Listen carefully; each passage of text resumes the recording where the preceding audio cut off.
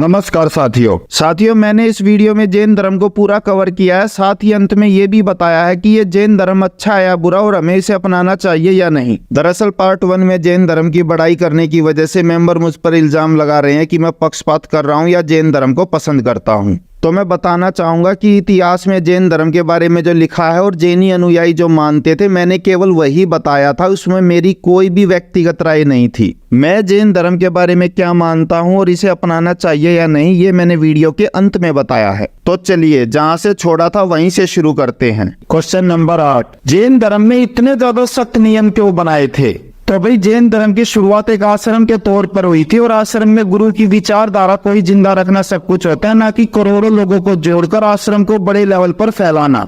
ये लोग मुख्यतः विचारधारा जिंदा रखना चाहते थे और उसके लिए जरूरी था कि केवल उन्हीं लोगों को शामिल किया जाए जिनके विचार इनसे मिलते हों। और मुझे इनकी ये सोच बेहद पसंद आई, क्योंकि मैंने भी अपने संगठन में सेम यही किया है।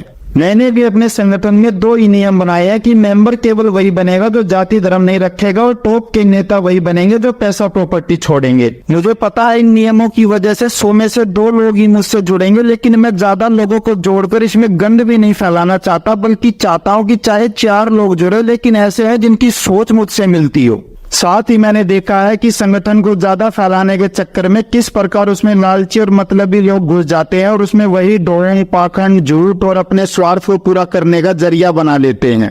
मेरे इन 2 नियमों की वजह से भले ही कम लोग जुड़ेंगे, लेकिन ढोंग, पाखंड, अंधविश्वास या पूंजीवादी लोग नहीं आ पाएंगे, जिन्हें रोकने के लिए हमने ये अभियान चलाया है। क्वेश्चन नंबर 9, पार्श्वनाथ और महावीर स्वामी ने जैन धर्म को कैसे फैलाया? तो भाई पार्श्वनाथ ने तो जैन धर्म की बिखरी हुई विचारधारा को 4 लाइनों में समेटकर समझाने की कोशिश की, जिससे लोगों को यह धर्म समझ में आया और वो अपनाने लगे। परंतु उसके बावजूद ये केवल मुट्ठी भर लोगों ने अपनाया था। इसे फैलाने का असली काम महावीर स्वामी ने किया। उन्होंने बिल्कुल वही किया जो मैंने किया था। शुरू में मैं ऐसा संगठन बनाना चाहता था जिसमें जाति धर्म और पैसे प्रॉपर्टी को लेकर किसी की लड़ाई ना हो। इसीलिए मैंने 2 शर्तें रखी थी कि मेंबर जाति धर्म और पैसा प्रॉपर्टी छोड़ दें। लेकिन उसके बावजूद केवल एक ही मेंबर मुझसे जुड़ा, तो अंत में मुझे यह रूल करना पड़ा कि दोनों शर्तें केवल संगठन चलाने वाले टॉप के लोगों को मानना जरूरी है। नॉर्मल मेंबरों को केवल जाति धर्म छोड़ने वाली शर्त माननी है। यहाँ तक कि मैंने ये भी रूल बनाया था कि वो पैसा प्रॉपर्टी आप और आपका परिवार ही लाइफ टाइम यूज करता रहेगा, सिर्फ आपको अपने नाम नहीं रखनी है।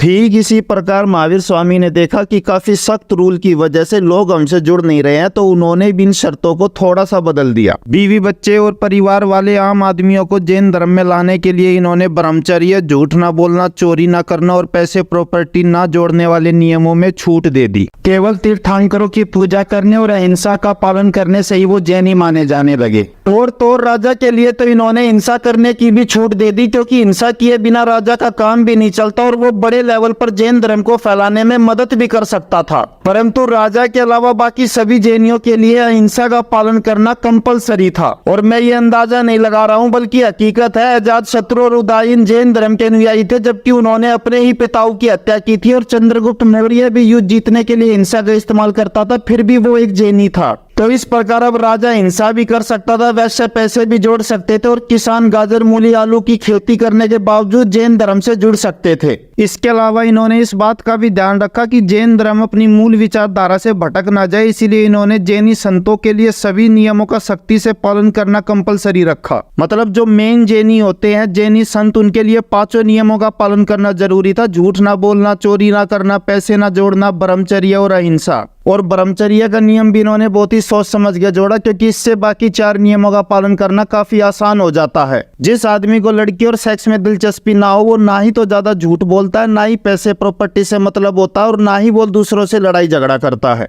और शायद ज्यादातर लोग मेरे इस विचार से सहमत ना हो, लेकिन मेरा दिल से मानना है कि जिसके परिवार और बीवी बच्चे नहीं होते, वो ज्यादा अच्छे से देशभक्ति और समाज सेवा के काम कर सकता है। जबकि परिवार और बीवी बच्चों वाले ज्यादातर लोग मतलबी और स्वार्थी होते हैं। वो दूसरों की मदद से पहले अपने और अपने परिवार का फायदा देखते हैं। यहाँ तक कि अगर कोई ईमानदार आदमी होगा भी, तब भी अपने परिवार को समय देने की वजह से वो इतनी अच्छी तरह से अपनी जिम्मेदारियां नहीं निभा पाएगा जितनी अच्छी तरह कोई अकेला आदमी निभाता है। इसीलिए स्वामी महावीर की तरह मेरा भी यही मानना है कि जो भी देश का नेता या राजा हो उसे अपना खुद का परिवार नहीं रखना चाहिए, बल्कि देश की जनता को ही अपना परिवार समझना चाहिए, ताकि ज्यादा ईमानदारी से और अच्छी तरह अपने कर्तव्य निभा सके। तो भाई इस प्रकार महावीर स्वामी ने ब्रह्मचर्य का नियम जोड़ा ताकि अपने जैसे लोगों को ढूंढ सके और उन्हें जैन धर्म के उच्च पदों पर बैठा सके, ताकि जैन धर्म कभी भी अपनी मूल विचारधारा से भटके नहीं। साथ ही आम नागरिक और राजा के लिए इन नियमों में छूट कर दी ताकि उन लोगों को जुड़ने में दिक्कत ना हो और जैन धर्म बड़े लेवल पर फैल सके।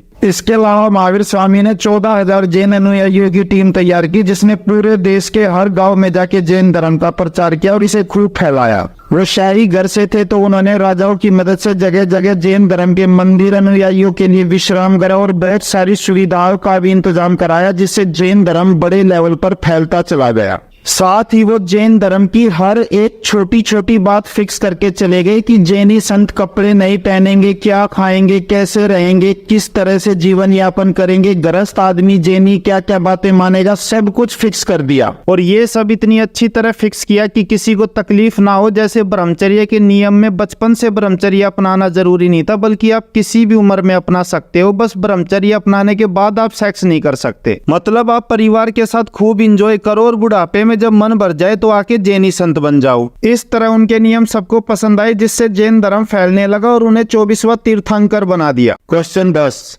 जहाँ सभी में अपने अपने भगवानों को नंबर 1 बनाने की लड़ाई हो रही थी, वहां पर उन्होंने भगवान को ना मानने वाले जैन धर्म पर हमला क्यों नहीं किया? तो भाई पहला कारण तो उन तीनों में नंबर 1 बनने के लिए लड़ाई हो रही थी और जैन धर्म को ना तो नंबर 1 बनना था, ना ही उनसे कोई मतलब था, इसीलिए तीनों ने उसको भी कुछ नहीं कहा। दूसरा, आस्तिकता और नास्तिकता से भी ज्यादा जरूरी है एक दूसरे की मदद करना और मिलजुल कर रहना। और अगर आप ये करते हैं तो मुझे पूरा यकीन है कि समाज में सभी लोग आपको पसंद करेंगे और आपको पास बुलाना चाहेंगे। उन्हें फर्क नहीं पड़ता कि आप भगवान को मानते हैं या नहीं। और ये मेरे जीवन का अनुभव है। मुझे सब लोग इसीलिए पसंद करते हैं कि मैं जहाँ भी जाता हूँ अगर किसी को मदद की जरूरत हो तो मैं कर देता हूँ। और यही वजह है कि जब मैंने गांव में नास्तिक संगठन शुरू किया तो किसी ने भी मेरा विरोध नहीं किया। ठीक इसी प्रकार जैन धर्म थोड़े से लोगों का शांत ग्रुप था जो सबके साथ मिलजुल के रहता था, इसीलिए ब्राह्मण और राजा भी इन्हें पसंद करते थे। इन लोगों पर हमला करना तो दूर, वो इनको दरबार में बुलाकर आदर सत्कार करते थे और इनका धर्म भी अपनाते थे। इसके अलावा वो इनकी इंसान को भगवान से बड़ा मानने की विचारधारा को पसंद भी करते थे, क्योंकि युद्ध में लाखों लोगों को मारने के बाद कहीं ना कहीं उनका भी भगवान पर से भरोसा उड़ जाता था। उन्हें यकीन हो जाता था कि अगर सच में भगवान होता तो उन्हें ये सब नहीं करना पड़ता,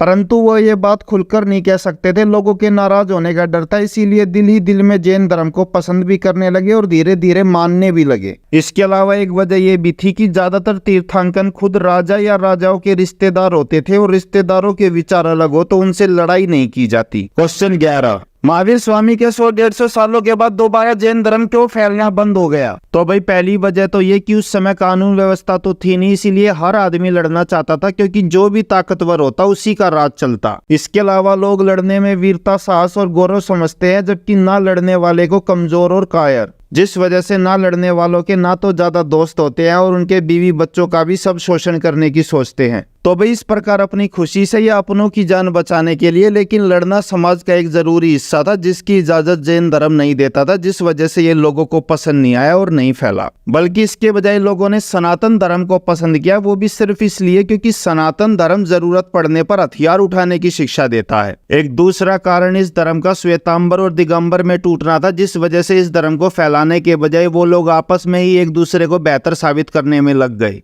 इसके अलावा श्वेतांबर दिगंबर अलग अलग शिक्षाएं भी देने लगे, जिससे लोग दोबारा कंफ्यूज हो गए कि इस धर्म की वास्तविक शिक्षा क्या है। एक और बड़ा कारण राजा के सपोर्ट और धन की कमी थी, क्योंकि चंद्रगुप्त मौर्य के बाद किसी बड़े राजा ने इसे नहीं अपनाया, जिस वजह से ये नहीं फैला। कारण 4, जैन धर्म में भी जातिवाद पनपने लगा था। नीचे के लेवल पे नहीं, नीचे तो सभी लोग समान थे, लेकिन ऊपर संतों में जो ज्यादा नियमों का सख्ती से पालन करता उसका स्थान उतना ही ज्यादा ऊंचा होता। वैसे इस चीज को मैं बुरा नहीं मानता, क्योंकि ये भेदभाव जन्म के आधार पे नहीं, कर्म के आधार पे किया गया था। और ये मैंने भी अपने संगठन में किया हुआ है कि जो भी जितना ज्यादा संगठन के लिए काम करेगा उसका स्थान उतना ही ज्यादा ऊंचा होगा। जैसे एथिसिटी के मेंबर सबसे ऊपर होंगे, उसके बाद वर्किंग कमेटी के मेंबर, और उसके बाद अपने घरों पे ब्रांच खोल के इसका प्रचार करने वाले, और सबसे अंत में नॉर्मल मेंबर जो नास्तिकता को अपनाते हैं। साथ ही ये वाला विभाजन योग्यता के आधार पे अपने आप होने लगा था। इसमें उस प्रकार का अत्याचार, शोषण या छुआछूत वाली फीलिंग नहीं थी। और इस प्रकार के विभाजन को आप रोक भी नहीं सकते, क्योंकि आपने देखा होगा कि एक बाप भी अपने दो बेटों को एक समान प्यार नहीं करता। उनकी योग्यता और क्षमताओं के आधार पर एक को कम और दूसरे को ज्यादा प्यार करता है। परंतु समस्या तब पैदा हुई जब अमीर सेठों और राजाओं को बिना कुछ किए ही धर्म के टॉप पदों पर स्थान दिया जाने लगा, जिस वजह से जैन संतों में मतभेद और लड़ाइयां होने लगी, जिस वजह से यह धर्म अनेकों शाखाओं में टूटने लगा और सभी अपने अपने नियम बनाकर अपने अपने हिसाब से काम करने लगे, जैसे मंदिर मार्गी, 22 पंथी, 23 पंथी, कांजी पंथ, 13 पंथ, 20 पंथ आदि। कारण 5, कौन कितना बड़ा जैनी संत है ये जानने के लिए नियम और भी ज्यादा सख्त कर दिए गए, जैसे मुंह पर पट्टी बांधे रखना, नंगे पैर चलना और औरतों के सिर का एक एक बाल हाथों से पाड़ना। करुणा और दया दिखाना तो ठीक है, लेकिन इतने कड़े नियम बनाना कि अपना जीवन ही एक कैद बनने लग जाए तो लोग जुड़ते नहीं है। और वही इस धर्म के साथ हुआ। बहुत ही कम लोग जैन संत बनने लगे थे और यही लोग इस धर्म को घर घर जाकर फैलाते थे, जिस वजह से ये धर्म फैलना बंद हो गया। एक आखिरी और सबसे बड़ा कारण ये भी है कि गौतम बुद्ध ने बौद्ध धर्म भी बना दिया था, जिसके नियम ना तो इतने सख्त थे और ना ही अलग अलग लोगों के लिए अलग अलग थे। और इसमें अहिंसा का पालन करने के लिए मुंह पे पट्टी बांधने या नंगे पैर चलने की जरूरत नहीं थी। बस सब जीवों से प्यार करो और किसी से लड़ाई झगड़ा मत करो, वही अहिंसा थी। बौद्ध धर्म अमीर राजाओं से लेकर गरीब किसानों तक सबके लिए एक समान था और इसमें कंफ्यूजन वाले नियम भी नहीं थे कि शक्ति है, भगवान नहीं है, तीर्थंकरों की पूजा करे वगैरह वगैरह। बौद्ध धर्म तो बिल्कुल सिंपल बनाया था कि किसी भी चीज से ज्यादा मतलब मत रखो और जीवन के हर पल का आनंद लो। यहाँ तक कि बाद में यह भी कह दिया गया है कि अपना दीपक खुद बनो, जो मन में आए वो करो, जिस वजह से लोगों ने जैन धर्म के बजाय बौद्ध धर्म को पसंद किया। क्वेश्चन 12, 100 बात की एक बात, जैन धर्म अच्छा है या बुरा? देखिए, कोई धर्म अच्छा या बुरा उसका पता इस बात से नहीं चलता कि उसने अपने ग्रंथों में क्या लिखा हुआ है, बल्कि इस बात से चलता है कि उसके नाम पर समाज में लोगों ने क्या किया और उस धर्म ने होने भी दिया। जैन धर्म भगवान को तो मानता है, परंतु उसके अंधभक्त नहीं होते। वो सर्वज्ञता, पाठ पूजा से भगवान के खुश होने और सब कुछ भगवान की इच्छा से होता है जैसी बातों पर यकीन नहीं रखते। इसके अलावा ये भगवान की पूजा से ज्यादा एक दूसरे की मदद करने और इंसानियत में यकीन रखते हैं, जो मुझे जैनियों की सबसे अच्छी बात लगती है। एक दो जैनी हो सकता है आपको लड़ते हुए मिले, लेकिन उसके पीछे भी उसका पर्सनल कारण होगा। कभी भी धर्म, राजनीति या भगवान के नाम पर ये लड़ते हुए नहीं मिलेंगे। कभी जैनियों के पास जाकर देखना, अपने खुद के खर्चे पर मेस्ट, हॉस्पिटल, दवाखाना, स्कूल, अनाथ आश्रम खोले हुए होते हैं और इतने प्रेम, शांत और मिलनसार स्वभाव के होते हैं कि आप इन्हें पसंद किए बिना रह ही नहीं पाओगे। आपको समाज के हर ऊंचे पद पर एक दो जैनी मिल जाएंगे, लेकिन बिल्कुल भी समाज, पैसे या पद का घमंड नहीं होगा। चुपचाप अपने काम से काम रखेंगे और कभी किसी को परेशान नहीं करेंगे। यहाँ तक कि धर्म, राजनीति, आरएसएस, कांग्रेस, बीजेपी की बकवास या फालतू बहस भी करते हुए नहीं मिलेंगे, सिर्फ अपने काम से काम रखेंगे। जबकि अम्बेडकरवादी लोगों की मदद से ज्यादा आरएसएस, राजनीति या धर्म पर बहस करते हुए मिलते हैं, जो मुझे बहुत बुरा लगता है। ठीक है, सत्ता राजनीति जरूरी है, लेकिन दूसरों की मदद करना उससे भी ज्यादा जरूरी है। और अगर आप लोग सिर्फ बुद्ध या बाबा साहब के पोस्ट करने के बजाय दूसरों की मदद के ज्यादा काम करते तो उनका नाम अपने आप 10 गुना फैल चुका होता। पर ऐसा नहीं है कि आपके पास पैसों की कमी है इसलिए ये काम नहीं करते, क्योंकि जब सत्ता हासिल करने के लिए राजनीतिक पार्टियां बनाने की बात आती है तो वहां पर आपके पास खूब पैसा आ जाता है। यहाँ तक कि आरक्षण पाकर आपके लाखों साथी समाज में ऊंचे पदों पर है, फिर भी आप लोग उतना समाज सेवा का काम नहीं करते जितना जैनी करते हैं, जबकि ये लोग देश में केवल 0.4% है और आप लोग 25%। तो सभी अम्बेडकर साथियों से मेरा यही अनुरोध है कि व्हाट्सएप, फेसबुक पर पोस्ट कम और समाज में एक दूसरे की मदद ज्यादा करें। इससे अपने आप बाबा साहब और बुद्ध का नाम हो जाएगा। और रही बात जैन धर्म की, तो मुझे हर वो धर्म सही लगता है जो समाज में एक दूसरे की मदद करने के काम करे और लड़ाई झगड़ा रोक कर एक बेहतर समाज बनाने में मदद करे, तो मुझे ये धर्म ठीक ठाक लगता है। क्वेश्चन नंबर 13, जैन धर्म को अपनाना चाहिए या नहीं? तो भाई नहीं, जैन धर्म नहीं अपनाना चाहिए। देखिए, मैं दो ही नियमों के खिलाफ हूँ, अपने कर्तव्य और जिम्मेदारियों से मुंह मोड़कर सन्यासी बनना और अहिंसा। अब सन्यास तो चलो ठीक है, महावीर स्वामी ने टॉप के जैन संतों के लिए मानना जरूरी किया है, सभी के लिए नहीं। लेकिन अहिंसा का ऐसा नियम है जो सभी जैनियों को मानना जरूरी है। और ना सिर्फ मानना जरूरी है, बल्कि इतनी कठोरता से अहिंसा परमो धर्म को मानते हैं कि 100 मासूम बच्चों की हत्या करने वाले आतंकी और रेपिस्टों के प्रति भी दया भाव और करुणा रखने को कहते हैं। ह्यूमन राइट वालों की तरह इनमें भी केवल भटके हुए मासूम नागरिक ही दिखाई देते हैं। दूसरों को तो छोड़ो, किसी मासूम या खुद पर हो रहे अत्याचार या अपनी जान बचाने के लिए भी हथियार उठाने की शिक्षा नहीं देते। और यही मैं बौद्ध धर्म और जैन धर्म दोनों की एक बड़ी कमी मानता हूँ। लोग कहते हैं पुष्यमित्र शुंग ने बौद्ध धर्म को खत्म कर दिया, लेकिन मैं कहता हूँ अपनी अहिंसा की नीति की वजह से बौद्ध धर्म खुद नष्ट हुआ। आखिर कब तक अशोक उसकी रक्षा करने के लिए बैठा रहता। पुष्यमित्र शुंग नहीं होता तो कोई और होता, लेकिन जो धर्म अपनी रक्षा के लिए भी हथियार उठाने की शिक्षा नहीं देता वो एक न एक दिन खत्म होना ही है। यहाँ तक कि अगर अशोक और उसके उत्तराधिकारी उसी लड़ाकू सोच के होते तो कभी भी किसी विदेशी आक्रमणकारी की भारत पर हमला करने की हिम्मत ना होती। लेकिन आप देख लीजिए, जिसका भी मन करता भारत पर आकर हमला करता और इसे अपना गुलाम बनाकर इसका शोषण करता और हम सिर्फ बैठकर देखते रहते। यहाँ तक कि हमें आजादी भी हाथ जोड़कर भीख में नहीं मिली, बल्कि हिटलर ने ब्रिटेन को ही गुलाम बना लिया था और वो हम पर राज करने के लायक ही नहीं रहे, जिससे हम आजाद हो गए। यहाँ तक कि हम पे दूसरे देश इसीलिए हमला नहीं कर रहे क्योंकि हमारे पास न्यूक्लियर पावर और आर्मी है। अगर ये नहीं होते तो अब तक पाकिस्तान हम पर हमला करके हमें अपना गुलाम बना चुका होता। अहिंसा सुनने में अच्छी लगती है, लेकिन सबसे गंदी फीलिंग होती है किसी के सामने लाचार और बेबस होना। और शायद इसीलिए चीन के भी 76% लोग बौद्ध धर्म को छोड़कर नास्तिक हो गए हैं, क्योंकि नास्तिक किसी एक नियम से चिपके नहीं रहते, बल्कि समय और परिस्थिति के अनुसार सोच समझकर जो उन्हें सही लगता है वही फैसला लेते हैं। वो समझ चुके हैं कि आज की इस दुनिया में अहिंसा और सत्य का भाषण देकर आप अपने आप को दुश्मनों से नहीं बचा सकते, बल्कि आपको अपनी सुरक्षा के लिए शक्तिशाली बनना ही पड़ेगा।